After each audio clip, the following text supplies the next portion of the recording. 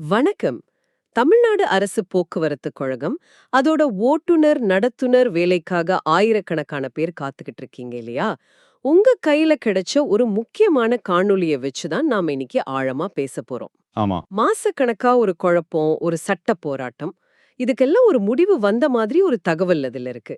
நியமன ஆணை எப்போ வரும்ன்ற கேள்விக்கு ஒரு தெளிவான பதில் கிடைச்சிருக்கு. வாங்க இதுக்குள்ள என்ன இருக்குன்னு ஆழமா அலசுவோம். நிச்சயமா. இது வெறும் ஒரு அறிவிப்பு சம்பந்தப்பட்ட விஷயம் இல்ல. ஒரு அரசு அமைப்பு எப்படி ஒரு எதிர்பாராத சட்ட சிக்கல சந்திக்குது, ம். அதுக்கு எப்படி ஒரு தீர்வ கொண்டு வருதுங்கிறதுக்கான ஒரு நேரடி உதாரணம் இது.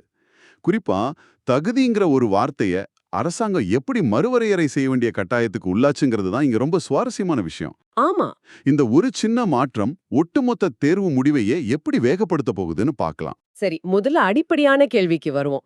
இவ்ளோ பெரிய தாமதத்துக்கு என்னதான் காரணம்? நீங்க அனுப்பின காணொளில கிட்டத்தட்ட 3274 காலி பணியிடங்களுக்கு நடந்த இந்த தேர்வுல ஒரு குறிப்பிட்ட குழுவோட விண்ணப்பங்கள் மொத்தமா நிராகரிக்கப்பட்டது தான் மூல காரணம்னு சொல்லப்படுதே. அதேதான் பிரச்சனை அங்கதான் ஆரம்பிச்சது. 10ஆம் வகுப்ப ரெகுலர் பள்ளிக்கூடத்துல படிக்காம தனிப்பட்ட முறையில அதாவது பிரைவேட்டா படிச்சு தேர்வு எழுதினவங்க. ஓ, பிரைவேட் கேண்டிடேட்ஸ். ஆமா. இல்லனா டுட்டோரியல் மையங்கள் மூலமா படிச்சவங்களோட சான்றிதழ்களை பல தேர்வு மையங்கள்ல ஏத்துக்கல. என்ன காரணம் சொல்லி? இது முறையான கல்வி தகுதி இல்லைன்னு சொல்லி அவங்களோட விண்ணப்பங்களை நிராகரிச்சுட்டாங்க. இது மாநிலம் முழுக்க பல இடங்கள்ல நடந்திருக்கு. ஒரு நிமிஷம். இது ரொம்ப முக்கியமான புள்ளி. அதாவது அரசாங்கத்தால் அங்கீகரிக்கப்பட்ட ஒரு தேர்வுல பாஸ் பண்ணியும் நீங்க படிச்ச விதம் சரியில்லைன்னு சொல்றது எவ்வளவு பெரிய மன உளைச்சல கொடுத்திருக்கோம். நிச்சயமா. அவங்க அடுத்தது என்ன செஞ்சாங்க? இயல்பாவே பாதிக்கப்பட்டவங்க நியாயம் கேட்டு நீதிமன்றத்துக்கு போனாங்க. அது உங்களோட உரிமை. இந்த வழக்குகள் ஆட்சேர்ப்பு நடவடிக்கைகளை ஒரு விதமான தேக்க நிலைக்கு கொண்டு வந்துருச்சு. ஆமா, அதுதான் எல்லாத்தையும் நிறுத்தி வச்சது. இதர் உணர்ந்த அரசாங்கம் இப்போ ஒரு தெளிவான வழிகாட்டுதல் கடிதத்தை எல்லா போக்குவரத்து கழக மண்டலங்களுக்கும் அனுப்பியிருக்கு. அதுல ரொம்ப தெளிவா ஒரு விஷயத்த சொல்லியிருக்காங்க. என்னது? தனிப்பட்ட முறையில் பெறப்பட்ட 10ஆம் வகுப்பு சான்றிதழும் இந்த வேலைக்கு செல்லுபடியாகும். ஓ. அதுவும் ரெகுலரா படிச்சவங்களோட கல்வி தகுதிக்கு இணையான ஒரு சமமான தகுதியா அங்கீகரிக்கப்படணும்னு திட்டவட்டமா சொல்லிட்டாங்க. இதுதான் இந்த முழு பிரச்சனைக்குமான திருப்புமுனை. அப்போ இத்தனை நாள் இருந்த ஒரு பெரிய தடை இப்ப நீங்கிடுச்சு. இது நல்ல விஷயம்தான். ஆனா இதுல ஏதாவது நிபந்தனைகள் இருக்கா? குறிப்பா காணொளியில பிஎஸ்டிஎம் இடஒதுக்கீடு பத்தி ஒரு குறிப்பு வந்துச்சு. அது என்ன விஷயம்? ஆ, இருக்கு. பிஎஸ்டிஎம்னா என்னன்னு நம்ம நேயர்களுக்காக கொஞ்சம் விளக்க முடியுமா? கண்டிப்பா. பிஎஸ்டிஎம்ங்கிறது person studied in Tamil medium என்பதோடு சுருக்கம். அதாவது தமிழ் வழியில கல்வி கத்துக்கிட்டவங்களுக்கு அரசு வேலைவாய்ப்புல முன்னுரிமை அளிக்கிற ஒரு இடஒதுக்கீடு. சரி. இப்ப இந்த பிரைவேட்டா படிச்சவங்களுக்கு வந்த தீர்ப்புல ஒரு முக்கியமான நுணுக்கம் இருக்கு. அவங்க இந்த ஓட்டுநர் பணிக்கு தகுதியானவங்க தான். ஆனா அவங்களால இந்த பிஎஸ்டிஎம் இடஒதுக்கீட்டை கோர முடியாது. ஏன் அப்படி? அவங்களும் தமிழ்ல தானே தேர்வு எழுதியிருப்பாங்க. ஆமா. ஆனா பிஎஸ்டிஎம் இடஒதுக்கீட்டை பெற முதல் வகுப்பிலிருந்து 10ஆம் வகுப்பு வரைக்கும் இல்லனா நிர்ணயிக்கப்பட்ட கல்வி தகுதி வரைக்கும் தொடர்ச்சியா தமிழ் வழியில படிச்சிருக்கணுங்கிறது விதி. ஓஹோ, அந்த தொடர்ச்சி தான் முக்கியம். கரெக்ட். பிரைவேட்டா தேர்வு எழுதுறவங்க இப்படி ஒரு தொடர்ச்சியான தமிழ் வழி கல்வியை முறைப்படி நிரூபிக்கிறதுல சிக்கல்கள் இருக்கு. அதனால அரசாங்கம் ஒரு நடுநிலையான முடிவெடுத்திருக்கு. என்ன மாதிரி? அவங்களுக்கு பொது போட்டியில கலந்துக்க முழு உரிமை உண்டு. ஆனா இந்த சிறப்பு இடஒதுக்கீட்டை மட்டும் அவங்க பயன்படுத்த முடியாது. இது ஒரு நியாயமான சமரசமா பார்க்கப்படுது. இது ஒரு தெளிவான விளக்கம். சரி, இப்போ உங்க தகுதியானவங்கன்னு அறிவிச்சாச்சு. ஆனா இங்க ஒரு பெரிய நடைமுறை சிக்கல் இருக்கு. ம், ம். முக்கியமான செய்முறை தேர்வு, அதாவது வண்டி ஓட்டி காமிக்கிற பிராக்டிக்கல் டெஸ்ட் ஏற்கனவே முடிஞ்சிடுச்சே. அதை தவற விட்ட இவங்களுக்கு எப்படி நியாயம் கிடைக்க போகுது? அவங்க நிலைமை என்ன ஆகும்? நீங்க கேக்குறது தான் அடுத்த கட்டத்தோட மையப்புள்ளி. இதுக்குமே அந்த காணொளியில ஒரு தெளிவான செயல் திட்டம் சொல்லப்பட்டிருக்கு. அப்படியா? விண்ணப்பம் நிராகரிக்கப்பட்ட தகுதியான நபர்களுக்கு மட்டும் தனியா ஒரு சிறப்பு செய்முறை தேர்வு நடத்த போறாங்க. தனியாவா? ஆமா. அவங்களுக்காகவே பிரத்யேகமா வண்டி ஓட்டும் தேர்வும் நேர்காணலும் மீண்டும் நடத்தப்படும். ஓ, அப்படியா? ஆனா இதுல இன்னொரு சவால் இருக்கே.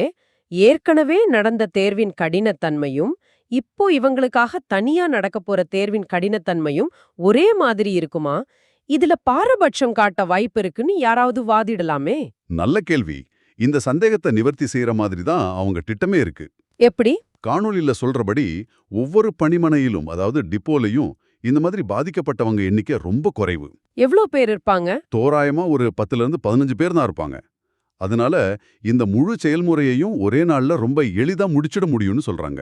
ஆமா, குறைவான ஆட்கள்னா ஈஸி தான். குறைவான நபர்கள் இருக்கிறதுனால மேற்பார்வை செய்யறதும் தேர்வின் தரத்தை ஒரே மாதிரி வச்சுக்கிறதும் சுலபம். அப்போ ஏற்கனவே தேர்வு செய்யப்பட்ட ஆயிரக்கணக்கானோரோட நியமனம் இதனால மேலும் தாமதம் ஆகாதுன்னு சொல்றீங்களா? பிடிக்கிறது மூலமா?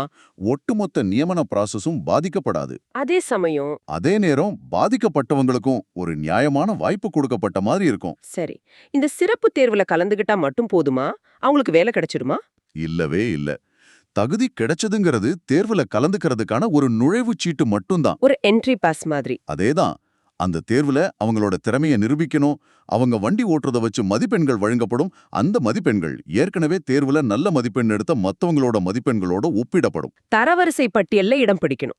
ஆமா, அந்த தரவரிசை பட்டியல்ல இடம் பிடிச்சா மட்டும்தான் நியமன ஆணை கிடைக்கும். மறுக்கப்பட்ட ஒரு வாய்ப்பை திருப்பி தர்றாங்களே தவிர தகுதியில எந்த சமரசமும் இல்ல. இது ஒரு வெளிப்படையான நியாயமான அணுகுமுறையா தெரியுது. இப்போ எல்லாருடைய மனசுலயும் இருக்கிற முக்கியமான கேள்விக்கு வருவோம். இந்த தடையெல்லாம் நீங்கி எல்லா ஏற்பாடும் செஞ்சாச்சு. அப்போ அப்பாயின்மெண்ட் ஆர்டர். அதேதான். நியமன ஆணை எப்போதான் கைக்கு வரும்? அந்த காணொளியில ரொம்ப நம்பிக்கையான சில விஷயங்கள் சொல்லப்பட்டிருக்குதே. ஆமா, அந்த காணொளியை பதிவு செஞ்சவர் ரொம்ப உறுதியா சில காலக்கெட்டவை சொல்றார். என்ன சொல்றார்?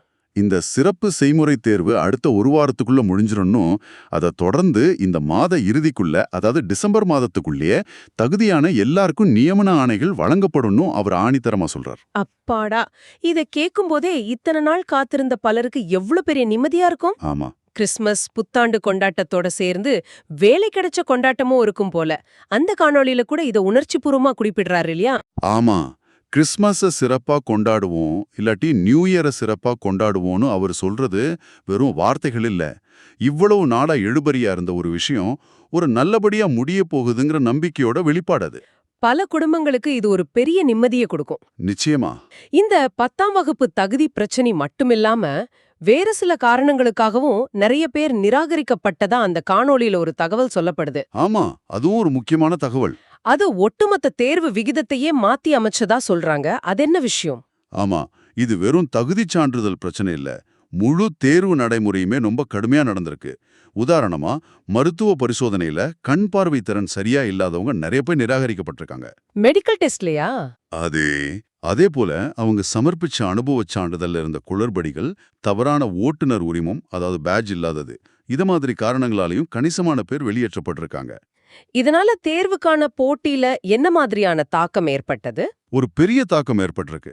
ஆரம்பத்துல ஒரு வேலைக்கு 3 பேர் போட்டியிடுற மாதிரி, அதாவது 1.3 என்ற விகிதத்துல போட்டி இருந்தது.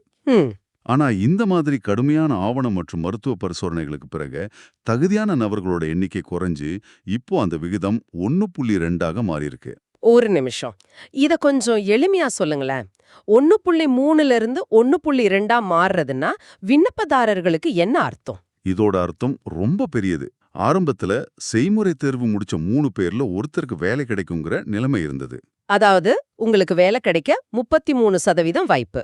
கரெக்ட். ஆனா இப்போ 2 பேர்ல ஒருத்தருக்கு வேலை கிட்டத்தட்ட உறுதியாயிடுச்சு. உங்களுக்கான வாய்ப்பு 50% அதிகரிச்சிருக்கு. ஓ, இது பெரிய விஷயம். நீங்க எல்லா சோதனைகளையும் தாண்டி அந்த இறுதிப் பட்டியல்ல இருந்தீங்கன்னா உங்களுக்கு வேலை கிடைக்கிற வாய்ப்பு மிக மிக அதிகம். இது ஏற்கனவே தேர்வில் இருப்பவர்களுக்கு ஒரு பெரிய மன நிம்மதியை கொடுக்கும் விஷயம். உண்மைதான். இது ஒரு பரந்த கண்ணோட்டத்துல பார்த்தா இந்த தாமதங்கள் ஒரு பக்கம் இருந்தாலும் தேர்வு முறை ரொம்ப நேர்மையாகவும் கடுமையாகவும் நடந்திருக்குன்னு தெரியுது. ஆமா, அதனாலதான் அந்த காணொளியில பேசுறவர் கடைசியா ஒரு நம்பிக்கையான செய்தியை தர்றாரு. உங்க ஆவணங்கள் எல்லாம் சரியா இருந்து நீங்க வண்டியையும் நல்லா ஓட்டியிருந்தீங்கன்னா உங்களுக்கு வேலை கிடைக்கிறதுல எந்த சந்தேகமும் வேண்டாம், கவலைப்படாதீங்க அப்படிங்கிறது தான் அவர் சொல்றதோட சாராம்சம். இந்த விரிவான அலசல்ல இருந்து நீங்க தெரிஞ்சுக்க வேண்டிய முக்கியமான விஷயங்கள் இதுதான். இத்தனை நாள் நியமன ஆணைக்கு தடையா இருந்த சட்டச் சிக்கல் முழுசா நீங்கிடுச்சு. ஆமா, தனிப்பட்ட முறையில 10ஆம் வகுப்பு படிச்சவங்களுக்கு ஒரு நியாயமான 2வது வாய்ப்பு கிடைச்சிருக்கு. மிக முக்கியமா காத்துக்கிட்டு இருக்கிற தகுதியான எல்லாருக்கும் இந்த வருஷ இறுதிக்குள்ள, இன்னும் சில வாரங்கள்ல இன்னும் சில வாரங்கள்ல வேலைக்கான நியமன ஆணை கைக்கு வரப்போகுது. ஆமா. ஆனா இந்த முழு நிகழ்வையும் நாம இதோட விட்டுட முடியாது. இது அரசு தேர்வு நடைமுறைகள் பத்தி ஒரு ஆழமான கேள்வியை எழுப்புது. என்ன கேள்வி? இந்த மாதிரியான ஒரு குழப்பம் ஏன் முதல்ல வந்தது? தரப்படுத்தப்பட்ட கல்வி தகுதிகளுக்கும் இன்னைக்கு இருக்கிற மாற்று வழி கல்வி முறைகளுக்கும் நடுவுல எப்படி ஒரு சமநிலையை உருவாக்குறது? நீங்க சொல்றது சரிதான். நீதிமன்றம் வரைக்கும் போய் ஆயிரக்கணக்கானரோட நேரத்தையும் பணத்தையும் வீணடிச்சதுக்கு பிறகுதானே இந்த தீர்வு வந்திருக்கு. அதேதான். இந்த முழு அத்தியாயமும் நம்ம நிர்வாக அமைப்புகள் சமூக மாற்றங்களுக்கு பின்னாடி ஓடி வந்து சரி செய்யறதுக்கு, அதாவது ரியாக்டிவா இருக்கிறதுக்கு ஒரு சிறந்த உதாரணம். ம். ஆனா ஒரு நல்ல நிர்வாகம் முன்கூட்டியே யோசிச்சு செயல்படணும், ப்ரோஆக்டிவா இருக்கணும். இன்னைக்கு இருக்கிற டிஜிட்டல் யுகத்துல கல்வி கற்க பல புதிய வழிகள் வந்துகிட்டே இருக்கு. உண்மைதான். அப்படி இருக்கும்போது ஆட்சேர்ப்பு விதிகளை உருவாக்கும் போதே இந்த மாதிரி வெவ்வேறு கல்வி பின்னணியிலிருந்து வர்றவங்களையும் மனசுல வச்சு விதிகளை இன்னும் தெளிவா நெகிழ்வுத்தன்மையோட உருவாக்கினா என்ன? ஆமா.